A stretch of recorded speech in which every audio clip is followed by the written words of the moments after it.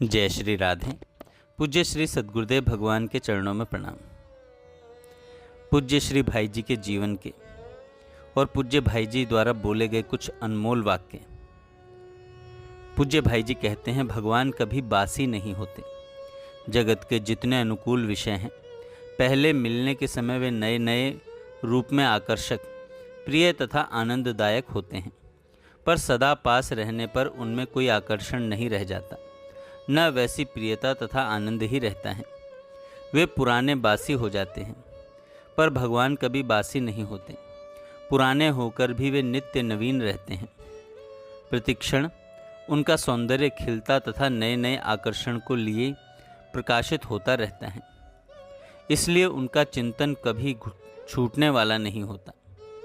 तुम अपना जीवन प्रभु का बना देना चाहते हो।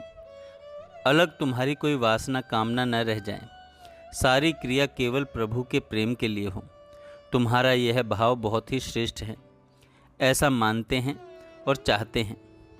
जो ऐसा मानते हैं और चाहते हैं, अंतर्यामी सर्वदा कृपा करने वाले प्रभु उनको निश्चय ही अपना लेते हैं।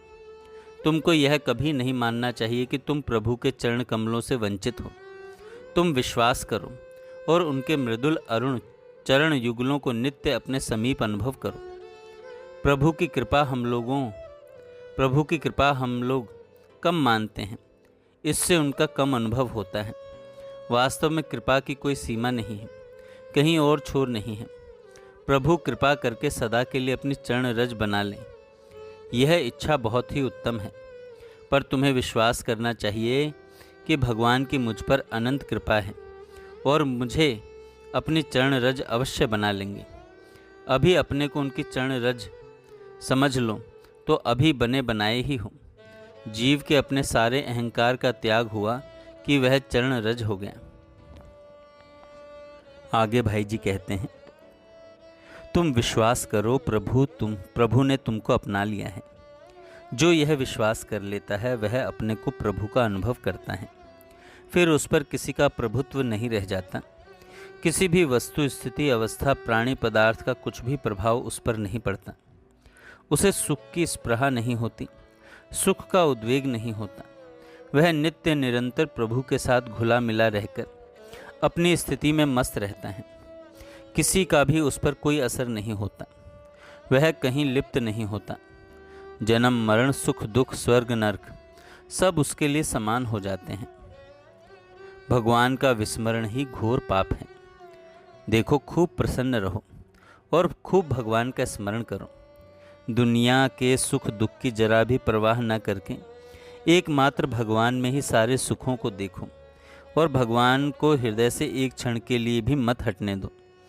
भगवान का स्मरण ही परम पुण्य, परम संपत्ति और परम सौभाग्य है तथा भगवान का विस्मरण ही घोर पाप, भयानक विपत्ति और महान दुर्भाग्य है।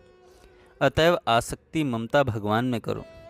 सबको यह सुदृढ़ निश्चय रखना चाहिए कि भगवान की कृपा हम पर असीम और अनंत है। सांसारिक स्थिति चाहे जो जैसी रहे, जीवन मरण, संयोग वियोग सभी में भगवान की मंगलमयी कृपा भरी है। इस निश्चय और विश्वास को दृढ़ करके नित्य निरंतर हर अवस्था में परम सुखी रहना चाहिए। अपने मन में जरा भी दुखी नहीं होना चाहिए। भगवान प्रतिक्षण हमारे साथ हैं। सभी अवस्थाओं में इस बात का पहले निश्चय और फिर अनुभव करना चाहिए। मन से प्रतिकूलता को निकालकर भगवान की कृपा को देखते हुए सर्वत्र सब समय अनुकूलता का अनुभव करके सुखी रहना चाहिए। भगवान हमको कभी नहीं भूलते, हम ही उन्हें भूले रहते हैं। वे तो अकारण सुहृद हैं। संयोग वियोग तो संसार का स्वरूप है। संसार की कोई भी वस्तु ऐसी नहीं जिसका सदा संयोग रहे, और परमात्मा ऐसी वस्तु है जिसका कभी वियोग नहीं होता। उनका नित्य संयोग रहता है। जीवन मरण सभी में वे साथ रहते हैं। इस संयोग सुख का अनुभव करके सदा सुखी रहना चाहिए।